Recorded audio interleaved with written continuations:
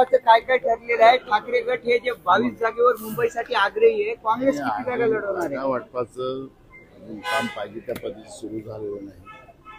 आम्ही तुम्हाला वारंवार सांगितलं की महाविकास आघाडी म्हणून काल मी शरद पवार साहेब, मी उद्धव साहेब आम्ही काल सोबतच होतो आणि 288 जागेचं प्रॉपर नियोजन करून आम्ही ह्या सगळ्या जागा लढणार आहोत. 288 आमचे मित्रपक्ष पण त्याच्यात आहे आणि महाराष्ट्रामध्ये जे काही चित्र आज निर्माण झालेलं आहे, महाराष्ट्रातलं सरकार हे जे महाराष्ट्रातलं ची प्रतिमा, महाराष्ट्रातलं शौर्य, महाराष्ट्राची इज्जत जी आज तिला काळीमा लावण्याचं पाप यांच्या माध्यमातून चालू झालेलं आहे. छत्रपती शिवाजी महाराजांची प्रतिमा, यांचा आपटे नावाचा आर्किटेक्ट कुठल्या आधारावर यांनी नेमला होता, सांस्कृतिक संचालनाचं कुठलंही सर्टिफिकेट त्याला नाही, ह्या सगळ्या गोष्टी आपण पाहतोय.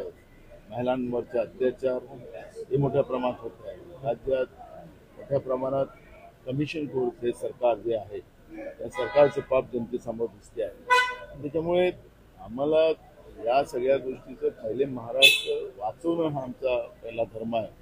त्यामुळे जागा वाटपाच्या बद्दलची जी काही भूमिका आहे ती आम्ही बसून करू. आमच्यामध्ये काही वाद पुतळा पडण्याच्या घटनेवरून मुख्यमंत्र्यांनी आज माफी मागितली. काल अजित पवारांनी मागितली होती आणि विरोधकांनी यावरती राजकारण करू नये असा सल्ला मुख्यमंत्र्यांनी. तुम्ही जे कमिशन खातात आहेत, तुम्ही भ्रष्टाचार करतात आहेत, तर त्याला काय म्हणायचं?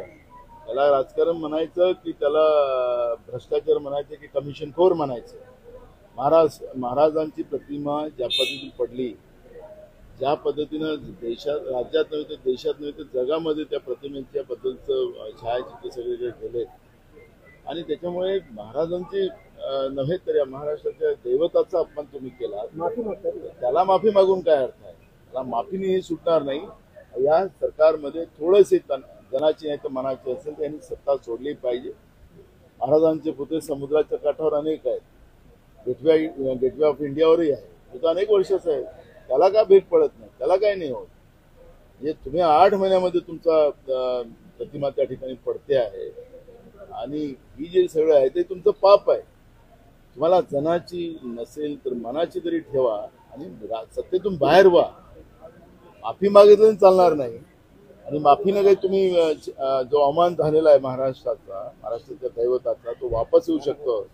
तर त्यांना वाटत असेल तर ते ठीक आहे, निर्लज्ज